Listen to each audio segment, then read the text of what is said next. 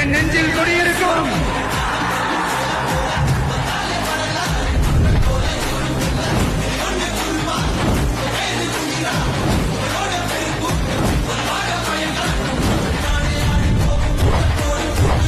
தமிழக வெற்றி கழகம் தமிழக அரசியல் களத்துல ஒரு ஃபோர்ஸோட உள்ள வந்த கட்சி அப்படின்னு சொல்லலாம். அதுக்கு காரணம் உச்சபட்ச நடிகர் விஜய் அவர்கள் கட்சி ஆரம்பிக்க போறாரு.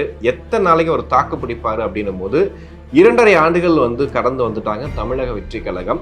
ஆனா 2.5 ஆண்டுகள் கடந்து வந்த தமிழக வெற்றி கழகத்துக்கு ஒரு முக்கியமான ஒரு சம்பவம் அவங்க வாழ்க்கையில கண்டிப்பா என்னைக்குமே மறக்க முடியாத ஒரு சம்பவம் மாறினது கரூர்.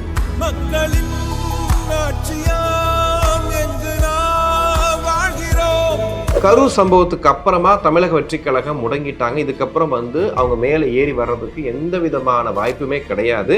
திரும்ப ஒரு மக்கள் சந்திப்பு நடத்திட்ட முடியுமா அப்படின்ற ஒரு கேள்வியோட தான் ஒரு 72 நாட்கள் கட்சி சில இடங்கள்ல ஒரு காஞ்சிபுரம் போன்ற இடங்கள்ல ஒரு சின்ன சின்ன கூட்டங்களை நடத்தி விஜய் அவர்கள் அவ்வப்போது வெளியே பேசி அந்த பாதிக்கப்பட்ட மக்களுக்கு 20 லட்சம் ரூபாய் நிவாரண தொகை கொடுத்து அவங்க நேரில் சந்திச்சு அழுது இந்த மாதிரி ஏகப்பட்ட விஷயங்களை ஒரு 72 நாளா தொடர்ந்து செஞ்சுக்கிட்டே இருக்காங்க. ஆனா டிவிகே மேல இருக்கக்கூடிய அந்த கரை மட்டும் நீங்கவே இல்லை. இன்னொரு விஷயம், இன்னொரு கூட்டம் இதே மாதிரி கூடுச்சு அப்படின்னா கண்டிப்பா அதுவும் ஒரு பெரிய இழப்பை உண்டு பண்ணும் அப்படிங்கிற மாதிரி விஷயங்களை தான் தொடர்ந்து பேசிக்கிட்டே இருந்தாங்க. இவ்வளவு விமர்சனங்களையும் தாண்டி விஜய் அவர்கள் அடுத்து என்ன பண்ண போறாரு அப்படின்னும் போது டிசம்பர் 9ஆம் தேதி பாண்டிச்சேரியில் ஒரு மக்கள் சந்திப்பு நடத்தலாம், ஒரு பொதுக்கூட்டம் போல நடத்தலாம்னு ஒரு முடிவெடுக்கிறாங்க. அதுக்காக பாண்டிச்சேரியை சூஸ் பண்றாங்க.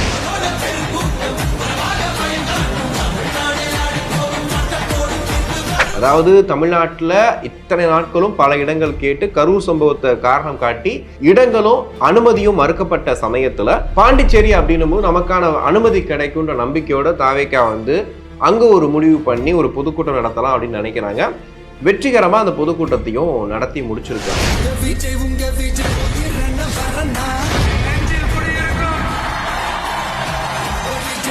புதுச்சேரி மக்கள் உங்கள் அனைவருக்கும் என்னுடைய வணக்கம்.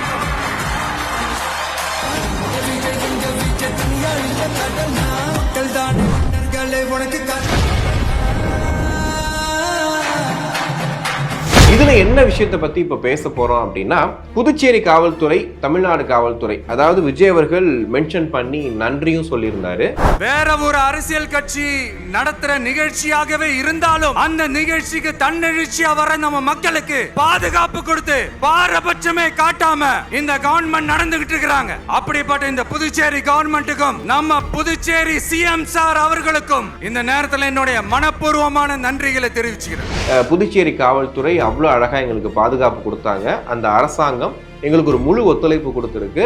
என்னதான் எங்க கொள்கை எதிரி பாஜகவோட கூட்டணி வச்சிருந்தாலும் அவங்க ரொம்ப நாகரிகமா ஜனநாயக ரீதியில எங்களுக்கு ஒரு நல்ல ஒரு பொதுக்கூட்டம் நடத்துறதுக்கு பல விஷயங்களை பண்ணி கொடுத்தாங்கன்ற மாதிரிலாம் மென்ஷன் பண்ணியிருப்பாரு. இதுக்கு பின்னாடி என்ன அரசியல் இருக்கு அப்படிங்கிறதுக்கு முன்னாடி இந்த காவல்துறை இந்த விஷயத்தை எவ்வளவு அழகா ஹேண்டில் பண்ணியிருக்காங்க அப்படின்னு பாத்தீங்கன்னா, மொத்தமா 5000 பேருக்கு அனுமதின்னு சொல்லியிருக்காங்க. QR கோடு கொடுத்து அந்த QR கோடுக்கு ஒரு QR கோடு அந்த அட்டைக்கு பார்த்தீங்கன்னா ஒருத்தர் தான் அனுமதி அப்படிங்கிறத அங்கே முடிவு பண்ணுறாங்க. ஆனால் அதுக்கு முன்னாடி என்ன பிரச்சனை ஆயிடுச்சு அப்படின்னா, ஒரு QR கோடுக்கு 2 பேர் வரலாம் அப்படின்னு சொன்ன உடனே ஒரு ஃபேமிலியில் இப்போ 6 பேர் இருக்காங்கன்னா 3 QR கோடுக்கு கிட்டத்தட்ட 6 பேர் வந்துடுறாங்க. 6 பேர் வந்தாங்க அப்படின்னா அந்த 3 பேர் மட்டும் அனுமதிச்சு இந்த 3 பேர் வெளியே நிற்பாங்களா? அப்போ 6 பேருமே போக முடியாத சுச்சுவேஷன் உருவாகுது. ஒரு சலசலப்பு ஏற்படுது. அதாவது உள்ள அனுப்பக்கூடிய மக்கள் எவ்வளோ பேர் வராங்க அப்படிங்கிறத கணக்கெடுக்கிறதுக்காகவும் இந்த QR கோடு இருந்தால் தான் உள்ள அனுமதிக்க முடியும். ஏன்னா விஜய்க்காக கூடக்கூடிய கூட்டம் இன்னைக்கு லட்சக்கணக்கில் இருக்கு அப்படின்னும் போது அந்த இடத்துல ஆக்குபை பண்ணி கொடுக்கணும். பட் பெரிய பிரச்சனை ஆயிடக்கூடாது, குறிப்பாக கரூர் சம்பவம் மாதிரி விஷயங்கள் நடந்துடக்கூடாதுன்றதுக்காக தான் அந்த QR கோடை கொடுக்குறாங்க. ஆனால் அதுலேயுமே ஒரு மிஸ்கம்யூனிகேஷனில் என்ன ஆகுது அப்படின்னா, ஒரு கட்டத்துக்கு மேலே வெளியில கூட்டம் அதிகமாயிட்டே இருக்கு, உள்ளேயும் கூட்டம் அதிகமாயிட்டே இருக்கு. ஒரு 5000த்துல அவங்க சொன்ன கணக்கை தாண்டி கூட்டம் எகிர ஆரம்பிக்குது. ஒரு 10:30க்கு விஜய் பேசுவாரு அப்படின்னு எதிர்பார்த்தோம். 10:30க்கு அவர் விஜய் அந்த இடத்துக்கு வந்துட்டாரு. ஆனா அவர் பேச ஆரம்பிக்கும் போது பாத்தீங்கன்னா கிட்டத்தட்ட அதுக்கப்புறம் ஒரு 30 மினிட்ஸ் கழிச்சு தான் அவர் அந்த வேன் மேல ஏறி பேச ஆரம்பிக்கிறாரு. அதுக்குள்ள கிட்டத்தட்ட உள்ள பாத்தீங்கன்னா 5000க்கும் மேற்பட்ட மக்கள் வர ஆரம்பிச்சிட்டாங்க. வெளியில என்ன ஆச்சு அப்படின்னா, புஷி ஆனந்த் அவர்கள் வந்துட்டு நின்றுட்டு இருக்கும்போது வந்து வெளியில இருந்து எல்லாரும் வந்து கத்த ஆரம்பிச்சிட்டாங்க. எங்களுக்கு QR கோடும் கொடுக்கல, எங்களை வர சொல்லிட்டீங்க, நாங்கள் வந்துட்டோம், எங்களுக்கு விஜயை பார்த்தே ஆகணும் அப்படின்னும் போது ஒரு கட்டத்துக்கு மேலே காவல்துறையை வந்து தடியடி நடத்துகிற அளவுக்கு ஆயிருக்கு. ஆனால் வந்து புஷி ஆனந்த் அவர்கள் ஒரு கட்சியோட பொதுச் செயலாளர், நான் போய் பேசுகிறேன் அப்படின்னு சொல்லிட்டு மைக்கை பிடிச்சி அவர் பேச ஆரம்பிச்சிட்டார். என்ன அப்படின்னா, இந்த மாதிரி எல்லாரும் வெயிட் பண்ணுங்க, கண்டிப்பாக எல்லாரையும் வந்து நான் உள்ளே அனுப்புவேன் அப்படின்னு சொல்லிட்டு இருக்கும்போது ஒரு காவல் அதிகாரி, இப்போ அவங்க தான் வந்து இன்னைக்கு ட்ரெண்டிங்காக வந்து எல்லாரும் பேசிகிட்டு இருக்காங்க, யாருப்பா அந்த சிங்கப்பெண் அப்படின்னு சொல்லிட்டு. என்ன பண்ணாங்க அப்படின்னா, மைக்கை பிடுங்கிட்டு புஷி ஆனந்தை சொல்லிட்டு அவங்க பேச ஆரம்பிப்பாங்க. அதுதான் இப்போ வரைக்கும் பெரிய வைரலாக போயிட்டு இருக்கு. அதோட சேர்த்து அவங்க வந்துட்டு புஷி ஆனந்தை ஒரு 2 வார்த்தை கேட்பாங்க. அதாவது 40 பேர் இறந்து போயிருக்காங்க, நீங்கள் சொல்கிறத நான் செய்ய முடியாது சரியா அப்படின்னு சொல்லிட்டு ஒரு பயங்கரமாக ஒரு ரிப்ளை கொடுத்துட்டு அவங்க பாட்டு அவங்க வேலையை பார்க்க போயிடுவாங்க. அதாவது இது என் வேலை, நான் பார்த்துக்கிறேன் அப்படின்னு சொல்லிட்டு. இப்போ இதுதான் வந்து பெரிய பேசு பொருளாக மாறி இருக்கு. உள்ள விஜய் அவர்கள் காவல்துறைக்கு நன்றின்னு சொல்றதும் வெளியில இந்த மாதிரி நடக்கும்போது பார்த்தீங்கன்னா ரெண்டுமே வேறு தான் புரிஞ்சுக்கிறாங்க. ஆக்சுவலி என்னன்னா, காவல்துறை இவ்வளோ ஸ்ட்ரிக்டாக இருந்ததுனால மட்டும்தான் இன்னைக்கு புதுச்சேரியில் ஒரு உயிரிழப்பு கிடையாது, யாரும் மயக்கம் போடலை, எந்த பிரச்சனையும் இல்லாமல் அது ரொம்ப ஸ்மூத்தாக முடிஞ்சு அது ஒரு வெற்றி விழாவாக அவங்களுக்கு மாறி கொடுத்துருக்கு. ஆனால் ஒருவேளை இவங்க சொல்கிற மாதிரி டக்குன்னு எல்லாரையும் உள்ளே அனுப்பிச்சிருந்தாங்க அப்படின்னா, அந்த ஒரு ஆர்வம் இருக்குல்ல, விஜயை பார்க்கணுன்ற ஆர்வத்தோடு உள்ளே வர்றாங்கல்ல, அதில் எத்தனை பேர் கீழே விழுந்திருப்பாங்க, எத்தனை பேர் வந்து மிதிப்பட்டிருப்பாங்க. ஒரு சின்ன விஷயம் நடந்தால் கூட வந்து அந்த காவல்துறைக்கும் அசிங்கம். இன்னும் ஒரு முறை டிவிகேல ஒரு கூட்டம் நடத்த முடியுமா அப்படிங்கிறதையும் யோசிச்சிருக்கணும். உண்மையிலே வந்துட்டு அந்த இஷா சிங் அப்படிங்கிற அந்த ஒரு காவல்துறை அதிகாரி பண்ண விஷயம் ரொம்ப சரியான விஷயம்.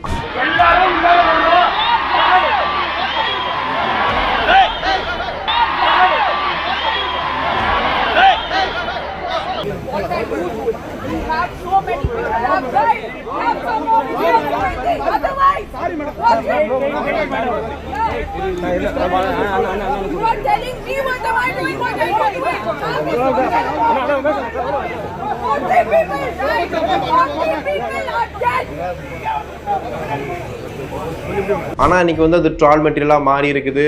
புஷி ஆனந்தை போட்டு அவ்வளோ கலாய்த்து பயங்கரமான வீடியோஸ்லாம் வந்துகிட்டு இருக்கு. ஆனால் என்னதான் வந்தாலும் அந்த இடத்துல அந்த காவல்துறை அதிகாரி எடுத்த முடிவு வந்து ரொம்ப சரியான முடிவு. இன்னொரு பக்கம் விஜய் அவர்கள் பேசிய பேச்சு ஒரு 11 நிமிஷம் பேசியிருக்காரு. அதில் குறிப்பாக எல்லாத்தையுமே மேலோட்டமாக டச் பண்ணிட்டு போயிருக்காரு அப்படின்ற மாதிரி தான் இருக்குது. அதாவது இவ்வளோ நாள் திமுக தான் நம்மளுடைய அரசியல் எதிரின்னு சொல்லிட்டு எதுக்கு எடுத்தாலும் திமுக குறை சொல்லிட்டு இருக்காரு விஜய் அப்படின்னு சொன்னாங்க. ஆனால் ஆளுங்கட்சியை தாங்க குறை சொல்ல முடியும், நம்ம எப்படி எதிர்கட்சியை பற்றி பேசுறது, இல்லை மற்ற யாரை போய் எதிர்க்கிறது, ஸோ நான் ஆளுங்கட்சியை எதிர்க்கிறேன் அப்படின்ற மாதிரி திமுக வந்து எதிர்த்துட்டு இருந்தார். தமிழ்நாட்டில் எங்கே போனாலும் திமுக மேல அந்த குற்றச்சாட்டை வச்சுக்கிட்டே இருந்தார். இத பார்த்தாவது தமிழ்நாட்டில் இருக்கிற அந்த திமுக கவர்மெண்ட் கத்துக்கிட்டா நல்லா இருக்கும். ஆனா பாண்டிச்சேரியில ஆளக்கூடிய கட்சி யாருன்னா என்ஆர் காங்கிரஸ், அவங்க பிஜேபி கூட கூட்டணியில இருக்காங்க. அப்படி இருக்கும்போது ஒரு பிஜேபி எதிர்ப்பு அதிகமா கொடுப்பாரு, அதிகமா வந்து பிஜேபி எதிர்த்து பேசுவாரு அப்படின்னும் போது அதையுமே விஜய் அவர்கள் தெளிவா ரொம்ப தீர்க்கமா எதிர்க்காம ரொம்ப மேலோட்டமா சொல்லிட்டாரோ அப்படின்ற மாதிரி இருந்துச்சு. அதை தாண்டி என்ஆர் காங்கிரஸ் எங்களுக்கு வந்து இவ்வளோ ஹெல்ப் பண்ணியிருக்காங்க, உண்மையிலேயே வந்துட்டு இந்த அரசு வந்து நல்ல அரசு, புதுச்சேரி அரசு அப்படின்ற மாதிரி ஒரு பேச்சில் தெரியுது. அப்படி சொல்லும்போது பிஜேபி கூட கூட்டி இருக்கக்கூடிய என்ஆர் காங்கிரஸ் தானே நல்ல அரசு, அப்போ அந்த கிரெடிட் யாருக்கு போய் சேருது அப்படிங்கிற மாதிரி நீங்கள் அரசியல் விமர்சகர்கள் அதை பற்றி பேச ஆரம்பிச்சிருக்காங்க. ஏன்னா கூட்டணியில் பிஜேபி இருக்கு. அப்படி இருக்கும்போது நீங்கள் எப்படி வந்து ஒரு கட்சியை ஒரு அரசை வந்து நீங்கள் சொல்ல முடியும் அப்படின்ற மாதிரியும் போகுது. ஆனால் தனிப்பட்ட முறையில் அவங்க கூட்டணியில் இருந்தாலுமே ஒரு கட்சி நம்மகிட்ட வந்து அனுமதி கேட்குறாங்க அப்படின்னா ரோட் ஷோ பண்ண முடியாது, ஏன்னா புதுச்சேரியில் ரொம்ப குறுகலான தெருக்கள். ஆனால் இந்த மாதிரியான பொதுக்கூட்டம் பண்ண முடியும்ல, அதுக்கு அவங்க ஒரு மாற்று ஏற்பாடு செஞ்சாங்கல்ல, அது ரொம்ப நல்ல விஷயம்.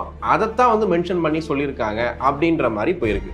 சரி, இது அரசியல் கணக்காக பார்த்தலாம் அப்படின்னு பார்த்தா என்ஆர் காங்கிரஸ் ஆல்ரெடி பிஜேபி கூட்டணியில் ஒரு விரும்பத்தகாத கூட்டணியாக தான் இருக்காங்க. இப்போ ஆல்ரெடி வந்து விஜய் அவர்கள் வந்துட்டு ரங்கசாமி அவர்களை, அதாவது புதுச்சேரி முதல்வர் ரங்கசாமி அவர்களை சந்திச்சிருக்காரு, பேசியிருக்காரு.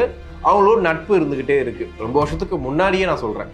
அப்படி இருக்கும்போது இப்போ வந்து இந்த அனுமதி கேட்டதா இருக்கட்டும், இவங்க வந்து எஸ்பிகிட்ட போறாங்க, டிஎஸ்பிகிட்ட போறாங்க, ஐஜிட்ட போறாங்க, எல்லார்கிட்டையும் போய் கிடைக்காம கடைசியாக தான் முதல்வர்கிட்ட போய் நிற்கிறாங்க, அங்கே கிடைச்சிருது. அப்போ அவங்களுக்குள்ள ஒரு நல்ல நட்பு இருக்குன்ற மாதிரி தான் தெரியுது.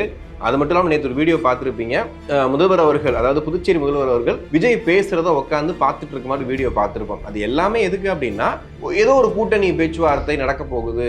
ஏன்னா வந்து தமிழக வெற்றி கழகத்தோட கொடி வந்து பாண்டிச்சேரியில் பட்டொலி வீசி பறக்க போகுது அப்படின்னு சொல்லிட்டு விஜய் அவர்கள் சொல்றாருன்னா அதுக்கு பின்னணியில இந்த கூட்டணியோட வியூகம் எதுவும் இருக்குமா அப்படின்ற மாதிரி யோசிக்கிற மாதிரி இருக்கு. நம்மளுடைய தமிழக வெற்றி கழகத்தின் கொடி பட்டொலி வீசி பறக்கும். இல்ல மொத்தமா இதெல்லாம் ஒதுக்கி வச்சுட்டு தமிழக வெற்றி கழகம் சார்பா புஷி ஆனந்த் இருக்க போறாரு, கண்டிப்பா அங்க ஒரு பெரிய போட்டி இருக்க போகுது, டிஎம்கே இருந்தாலுமே அங்க டிவிகேக்கு ஒரு பெரிய பவர்ஃபுல்லான விஷயங்கள் இருக்க போதுன்னு காட்டுறதுக்காக பண்ண போறாங்களா அப்படிங்கிறது தெரியல. ஆனா விஜய் பேசினதுல இது ஒரு விஷயம் பேசு பொருளா மாறி இருக்கு. இதை தாண்டி ரேஷன் கடையை பத்தி விஜய் பேசியிருக்காரு. அதாவது ரேஷன் கடையே அங்க கிடையாது, அங்க இல்லவே இல்லை அப்படின்னு. ஆனா வரலாற்றுல பாத்தீங்கன்னா அங்க ரேஷன் கடை இருந்திருக்கு, அதுக்கப்புறமா ஆட்சி மாற்றத்தில் ரேஷன் கடை கிடைக்கப்பட்டிருக்கு. அதுக்கப்புறமா இலவச அரிசிங்கிற திட்டம் இப்ப வரைக்கும் இருந்துகிட்டு தான் இருக்கு, ரன் ஆயிட்டு தான் இருக்கு. ஆனா அதை நிறைய பேர் பயன்படுத்துறாங்களா அப்படின்னு கேட்டா வெகு சிலர் பயன்படுத்துறாங்க. ஆனா புதுச்சேரியில அந்த விஷயம் இருக்கு அப்படிங்கிறத விஜய் அவர்கள் தெரியாம சொல்லிட்டாரா, ஏன் இது கூட விஜய்க்கு தெரியாதா அப்படிங்கிற மாதிரியான விஷயங்களும் போயிட்டு இருக்கு. இன்னொரு பக்கம் பாத்தீங்கன்னா புதுச்சேரி பிரச்சனை அப்படிங்கிற விஷயத்தை பத்தி அவர் படிச்சுட்டு இருக்காரு, சொல்லிட்டு இருக்காரு. ஆனா அங்க எந்த கைத்தட்டலுமே இல்லை. அங்க யாருமே அந்த புதுச்சேரி பிரச்சனையை பத்தி அவர் படிக்கும்போது அது ஒரு பிரச்சனையாவே பார்க்கல. ஐடி கம்பெனிலாம் எங்களுக்கு தேவையா, அவர் கேட்கிறாரு. ஒரு ஐடி கம்பெனி கூட இல்ல, அந்த வளர்ச்சி கூட புதுச்சேரி அடையல அப்படின்ற மாதிரி சொல்லும் போது புதுச்சேரி சுற்றுலா மையம், அங்க சுற்றுலாத்துறையில தான் அதிகமான பணம் வருது. எப்பவுமே அங்க கொண்டாட்டம், வரக்கூடியவங்க சுத்தி பார்க்கக்கூடிய இடமா தான் இருக்கு. அங்க ஐடி கம்பெனி அப்படின்னு சிந்தனை ரொம்ப நல்ல சிந்தனை. ஆனா அதை இந்த தொண்டர்கள் அதை எப்படி எடுத்துக்கிறாங்க, எப்படி அதை ரியாக்ட் பண்றாங்க அப்படின்னு பாத்தீங்கன்னா பெரிய அளவில் எந்த ரியாக்ஷனுமே அங்க கிடையாது. அந்த களத்துல சொல்றேன், பார்த்த லைவ்ல பார்த்தவங்களுக்கும் தெரிஞ்சிருக்கும். அதுவும் ஒரு பேசு பொருளா மாறி இருக்கு. இந்த ரேஷன் கடை, இந்த ஐடி விஷயம், இது எல்லாமே ரொம்ப மேம்போக்கா இருக்கு. ரொம்ப டீப்பா இறங்கி உண்மையிலேயே பாண்டிச்சேரிக்கு என்ன பிரச்சனை அப்படிங்கிற விஷயத்துக்குள்ள விஜய் போனாரா அப்படின்ற ஒரு கேள்வி மட்டும்தான் இப்போ வரைக்கும் இருந்துகிட்டே இருக்கு. இப்படி மேம்போக்கா ஒரு 11 நிமிஷம் விஜய் பேசிட்டு போயிட்டாரு. நாங்கள் ரொம்ப எதிர்பார்த்தோம், நிறைய பேசுவார்னு எதிர்பார்த்தோம், பாஜக எதிர்ப்பு அதிகமா இருக்குன்னு எதிர்பார்த்தோம். ஏன்னா தொடர்ந்து அவர் மேல வைக்கக்கூடிய குற்றச்சாட்டு என்ன அப்படின்னா திமுகவை எதிர்க்கிற அளவுக்கு பாஜகவை ஏன் எதிர்க்க மாட்டாரு, ஏன்னா இங்கே போட்டு இவ்வளோ அடி அடிக்கிறாரு, ஸ்டாலின் அங்கிளுங்கிறாரு, சிஎம் சாருங்கிறாரு, ஏன் பாஜகவை பெருசா எதிர்க்க மாட்டாருன்னும் போது பாண்டிச்சேரியில் கண்டிப்பா பெரிய எதிர்ப்பு இருக்கும், பயங்கரமா பேச போறாருன்னும் போது அங்கேயுமே மேம்போக்கா பேசிட்டு வந்துட்டாரோ அப்படின்ற விஷயம் மட்டும்தான் இருந்துச்சு. ஆனா வந்திருக்கக்கூடிய மக்கள் எல்லாமே விஜயை பார்த்துடணும் அப்படிங்கிறத தாண்டி விஜய்க்கு தன்னோட ஓட்டை கொடுத்துடணும் அப்படிங்கிறது ரொம்ப தீர்க்கமா இருந்தாங்கன்ற மட்டும் தெளிவா இருந்தது. ஆனா விஜய் அவர்கள் ஒரு 11 நிமிஷத்துக்கு மேல இன்னும் கொஞ்சம் பேசியிருக்கலாமோ, இன்னும் சில விஷயங்களை மென்ஷன் பண்ணியிருக்கலாமோ அப்படிங்கிற எண்ணம் மட்டும் இருந்துகிட்டே இருந்துச்சு. இவ்வளோ இக்கட்டான சுச்சுவேஷன்ல ஏன் புதுச்சேரி மக்கள் சந்திப்பு நடந்தே தீரணும் அப்படின்னா ஒரு கட்சி அடுத்தடுத்து முன்னேறி போயிட்டே இருக்கணும், எந்த இடத்துலையும் முடங்கி இருக்க வாய்ப்பே கிடையாது. அப்படி இருக்கும்போது இந்த விஷயத்தை, அதாவது புதுச்சேரி மக்கள் சந்திப்பை வெற்றிகரமாக நிகழ்த்திட்டோம் பாருங்க. 5000 பேர் சொன்னோம், கரெக்டாக பார்த்தீங்கன்னா ஒரு 13000 பேர் கிட்ட சொல்றாங்க இப்போ வரைக்கும் கவுண்ட்ல. ஒரு 13000 பேருக்குள்ள ஒரு பெரிய பிரம்மாண்டமான ஒரு பொதுக்கூட்டம் மாதிரியே நாங்கள் நடத்திட்டோம். இதை வச்சு நாங்கள் தமிழ்நாட்டில் நாங்கள் ஷுவராக சொல்கிறோம், காவல்துறை சரியாக இருந்துச்சு அப்படின்னா, நீங்கள் சொல்கிற மாதிரி எல்லா வழிமுறையும் நாங்கள் கரெக்டாக ஃபாலோ பண்ணோம் அப்படின்னா எந்த பிரச்சனையும் வராது, எங்களுக்கு அனுமதி கொடுங்கன்னு கேட்குறதுக்கு ஒரு என்ன சொல்லுவாங்க, ஒரு எடுத்துக்காட்டாக இதை எடுத்துகிட்டு போகலான்றதுக்காக தான் இந்த பாண்டிச்சேரி விஷயமே நடந்துச்சு. ஸோ இதை தாண்டி பார்த்தீங்கன்னா டிசம்பர் 16 அன்னைக்கு ஈரோட்டில் ஒரு 25000 பேர் கூடுற மாதிரியான விஷயத்தை செங்கோட்டையன் அவர்கள் ரெடி பண்ணிட்டு இருக்காரு. அதாவது தாவேக்காவோட கிட்டத்தட்ட அடுத்த மாநாடு மாதிரி வச்சுக்கலாம், ஒரு மினி மாநாடு மாதிரி ஒரு 25000 பேர்கிட்ட பிளான் பண்ணியிருக்கதா சொல்றாங்க. ஸோ அதுக்கான அனுமதியை வாங்கி அதுக்கான வேலைகள் நடந்துகிட்டு இருக்கு. ஆனா என்னென்ன விஷயங்கள் பண்ணாலுமே, தாவேக்கா அடுத்து எந்த விஷயங்கள் எடுத்து வச்சாலுமே முன்னாடி நிற்கிற இந்த கரூர் சம்பவம் தான். இந்த கரூர் சம்பவம் மாதிரி ஒரு விஷயம் நடந்துருச்சு, இன்னொரு வாட்டி ஒரு உயிர் போனாலுமே அது அந்த கட்சிக்கும் அந்த ஒட்டுமொத்த அவங்க அரசியல் வரலாற்றுல ஒரு மிகப்பெரிய ஒரு விஷயமா மாறிடும். அதுக்கப்புறம் எழுந்து வர்றது அப்படிங்கிறது ஒரு பெரிய விஷயமாயிடும். ஸோ அது நடக்கக்கூடாதுன்றதுக்காக தான் ஒவ்வொரு விஷயங்களையும் பார்த்து பண்ணிட்டு இருக்காங்க. புதுச்சேரியில விஜய் அவர்கள் செய்த விஷயத்த எல்லாரும் எப்படி பார்த்தாங்களோ அதே மாதிரி தான் ஈரோடுல என்ன பேச போறாரு, என்ன பண்ண போறாரு அப்படிங்கிறது தெரிய வரும். இன்னைக்கு கட்சிக்குள்ள நாஞ்சல் சம்பத்துல இருந்து செங்கோட்டையன் முன்னாடியே வந்துட்டாரு. இப்போ வைத்தியலிங்கம் அப்படிங்கிற ஒருத்தர் வரப்போறாரு அப்படின்னும் போது இன்னும் கட்சிக்கு அதிகப்படியான விஷயங்கள் நடக்க போகுது. அவங்களுடைய பிளான்ஸ் அந்த விஷயங்கள்லாம் விஜய் கேட்க போறாரு அப்படின்னா என்ன நடக்க போகுது மொத்தமா அப்படிங்கிறது ஒரு பெரிய எதிர்பார்ப்பா இருக்கு. ஏன்னா இது வரைக்கும் கூட்டணி அப்படிங்கிற போது ஸ்ட்ராங்கா இவங்க கூட கூட்டணி அவங்க கூட கூட்டணி எந்த அறிவிப்புமே கிடையாது. ஆனால் ஜனவரிக்கு அப்புறமா ஒரு முக்கியமான பெரிய கட்சி, அதாவது காங்கிரஸ் கண்டிப்பாக கூட்டணியில் சேருவாங்கன்ற மாதிரி பேசுபொருள் இருக்கும்போது அதற்கான முன்னெடுப்புகள் எதுவும் பண்ண போறாரா, குறிப்பாக ஈரோடு மக்கள் சந்திப்பில் அதை பற்றி பேச போறாரா அப்படிங்கிறத பொறுத்திருந்து பார்க்கலாம். விஜய் தொண்டர்களுக்குமே இருக்கக்கூடிய விஷயம் என்ன அப்படின்னா, இன்னும் விஜய் அவர்கள் தீர்க்கமான அரசியல் ரொம்ப தீவிரமா இறங்கி பேசணும், நிறைய விஷயங்களை வந்து வெளியே கொண்டு வரணும் அப்படிங்கிறத ஆசைப்படுறாங்க. ஏன்னா திமுகவுக்கு ஆப்போசிட் நாங்க தான் சொல்லும்போது திமுக இன்னைக்கு எவ்வளவு பவர்ஃபுல்லா இருக்காங்க, அவங்கள அடிக்கிறதுக்கு அவங்கள உடைக்கிறதுக்கு உங்ககிட்ட என்ன விஷயங்கள் இருக்கு அப்படின்னும் போது விஜயோட முகம் விஜயோட குரலை மட்டும் வச்சுதான் நீங்க வந்துட்டு அடுத்த கட்டத்துக்கு மூவ் ஆக போறீங்க அப்படின்னா அது ரொம்ப தெளிவா இருக்கணும், ரொம்ப ஸ்ட்ராங்கா இருக்கணும் அப்படிங்கிறதா டிவிகே தொண்டர்களுடைய குரலாகவும் இருக்கு. என்ன பண்ண போறாங்க அப்படிங்கிறத பொறுத்திருந்து பார்க்கலாம்.